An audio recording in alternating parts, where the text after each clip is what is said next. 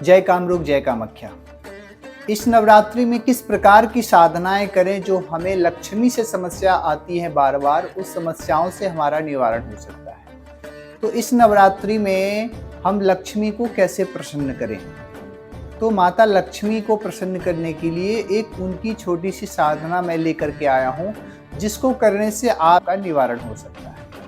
अगर आपको लक्ष्मी से काफ़ी परेशान हो रहे हैं, या आपके दुकान लगने के बाद भी दुकान नहीं चल पा रहे हैं, या अन्य प्रकार की कर्ज से संबंधित अगर आप बार बार कर्ज चढ़ रहे हैं, जितना 10 रुपये अगर हम कमा रहे हैं तो 20 रुपये हमारे कर्ज में ही चले जा रहे हैं, तो इन प्रकार की समस्याओं से निवारण पाने के लिए मैं आज आप सबों के बीच में एक लक्ष्मी माता लक्ष्मी की एक साधना लेकर के आया हूँ, जिसको जय कामरूप जय कामाख्या।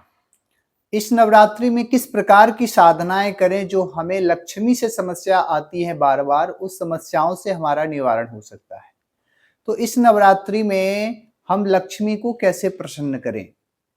तो माता लक्ष्मी को प्रसन्न करने के लिए एक उनकी छोटी सी साधना मैं लेकर के आया हूँ, जिसको करने से आपके पास लक्ष्मी से धन धान्य से समस्या जो आ रही है, उन प्रकार की समस्याओं से आपका निवारण हो सकता है।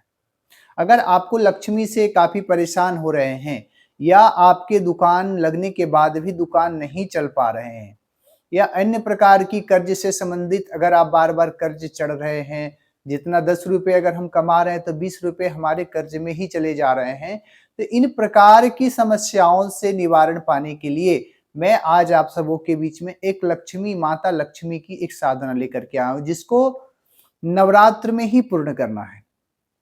इस नवरात्रि में 9 दिनों में माँ का आशीर्वाद प्राप्त करके, देखिए 9 दिन अगर हम साधनाएं करते हैं ना, किसी भी प्रकार की साधना हो तो 9 दिन में हम या तो तामसिक हो या सात्विक हो, किसी भी प्रकार की साधना, अगर कोई भी मंत्र की साधना नॉर्मल 9 दिनों में इस मंत्र की सिद्धि हम प्राप्त कर सकते हैं।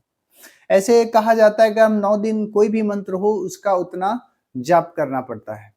अगर कोई 10 मंत्र का है, अगर 24 जैसे गायत्री है 24 मंत्रों का है, 24 अक्षर का है, तो 24 लाख जपना जाता है। कोई भी मंत्र हो जितना अक्षर का उतना जपा जा सकता है, परंतु अगर कोई मुख्य ऐसा दिन होता है जैसे ग्रहण काल हो, ग्रहण काल में जल्दी सिद्धि प्राप्त होते हैं, जैसे नवरात्रि होगा, नवरात्रि में 9 दिनों में अगर ये साधनाएं करते हैं तो इन प्रकार की जिस भी हमारी समस्या आ रही है, सभी समस्याओं का समाधान हमें हो जाता है।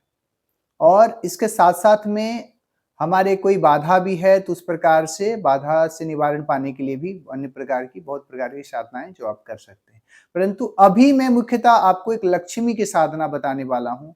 इन साधना को कैसे करें उसका मैं पूरा नियम बताऊंगा कि अगर आप लक्ष्मी की साधना कर रहे हैं तो किस प्रकार से इसकी साधना करें जो हमें इसका पूरा फल प्राप्त हो।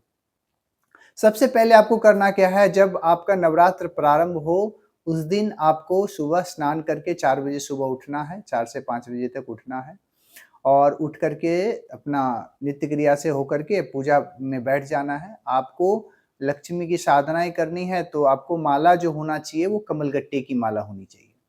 आपको दोनों टाइम करना पड़ेगा, सुबह और शाम, क्योंकि इसको नवरात्रि कहा गया है, तो नवरात्रि में तो अवश्य ही करना है, परंतु सुबह में ही करना है। आपकी इसकी संख्या जो रहेगी कम से कम 10,000 आपको जपना चाहिए, 11,000 आप मार्जन तर्पण हवन तर्पण मार्जन आप इतना कर सके तो 11-12,000 इसका आप जाप कर लेंगे, ठीक है। और जाप करने के बाद में जब आपको सुबह भगवती का भोग लगा देना है, बढ़िया से पूजा पाठ जितना षोडशोपचार आप कर सके उतना पूजा करके माँ का, और उसके साथ में दीपक एक अनुष्ठान, अगर 9 दिन का दीपक आप लगा सके तो 9 दिन का दीपक आप अवश्य लगाएं, और अगर आप नहीं लगा सके तो कम से कम जिस समय आप माला जपते हैं उस समय घी का दीपक जलना ही चाहिए, वो आपके लिए बेहतर होगा। मंत्र आपको मैं बता दूं, मंत्र है श्रीम क्लीम महालक्ष्मी मम गृहे आगच्छ आकच्छ ह्रीम नमः, है ना। फिर से एक बार मंत्र को आप मैं बोलूंगा, श्रीम क्लीम महालक्ष्मी मम गृहे आगच्छ आगच्छ ह्रीम नमः। इस मंत्र को आपको 11,000 जाप करना है। हवन तार्पण मार्जन अर्चन इन प्रकार की करेंगे, फिर आपको नवमी को जाकर के इसका हवन परिपूर्ण करने के बाद में नवमी को आप इसका जब हवन करेंगे तो कुछ कुमारी कन्या को 9 कर सके तो 9 करिए, 7, 3, 1 कम से कम भी हो तो एक कुमारी कन्या का भोजन प्रसाद ग्रहण कराएं और बटुक भैरव का भी भोजन कराएं और ब्राह्मण भोजन कराएं अन्य प्रकार की। तो आप लक्ष्मी से समस्या जो आपके साथ में बार बार आ रही है, इन समस्याओं से आप छुटकारा मिल जाएंगे आपके। क्योंकि नवरात्र जो एक ऐसा दिन है ना कि किसी भी इसको दिन देखने की जरूरत नहीं है, किसी भी मंत्र को हम 9 दिन में सिद्ध प्राप्त कर सकते हैं। अगर हमको सिद्धि प्राप्ति करनी, हमको कार्य आपके जो स्थगित हैं वो कार्य आपके प्रबल हो जाएंगे। क्योंकि मंत्र को फिर इसको एक और पुरस्चरण इस प्रकार से मैं कर सकते हैं। आप कम से कम 1.25 लाख इसका जाप करनी चाहिए तो आपको फल प्राप्ति। परंतु अगर नवरात्र में 11,000 भी कर लेते हैं तो आपको फल प्राप्ति जल्दी मिल जाती है, क्योंकि वो नवरात्रि है सिद्धियों, माता सिद्धि जल्दी प्राप्त करती है। 10 महाविद्या प्रत्यक्ष हो जाती हैं आपको सिद्धि प्राप्त करने के लिए, और 10 महाविद्या का आशीर्वाद प्राप्त हो जाता है तो किसी चीज की कमी आपको, धन धान्य से संबंधित किसी भी प्रकार की परेशानियां आपको ग्रसित नहीं कर सकती है। तो अगर आप इस नवरात्रि में, अगर आप लक्ष्मी की साधना करना, अगर आपको समझ में नहीं आ पा रहा है तो आप हमारे कामाख्या तंत्र पीठ से जुड़ सकते हैं। और किसी भी प्रकार की परेशानी हो, मारण मोहन वशीकर उच्चाटन सम्मोहन या ग्रह नक्षत्र किसी भी प्रकार की परेशानी हो तो आप हमारे कामाख्या तंत्र पीठ से उसका निवारण पा सकते हैं बहुत ही आसान व सरल तरीके से। क्योंकि अगर आप साधना प्रारंभ कर रहे हैं ना, तो साधना आसान नहीं होता है। किसी भी प्रकार की साधना अगर आप करना चाहते हैं तो साधना को कहते हैं कि अपने आप को जो साध ले उसे ही साधना कहते हैं। किसी भी मंत्र को साधने की क्षमता आप में होनी चाहिए, तभी मां प्रत्यक्ष आकर के आपको वरदान दे सकती है। ऐसा आपको अपने आप को, कहते हैं तेरा तुझको अर्पण क्या लागे मेरा, हम अपने आप को अर्पित कर देना चाहिए, हम अपने आप को समर्पण कर देना चाहिए।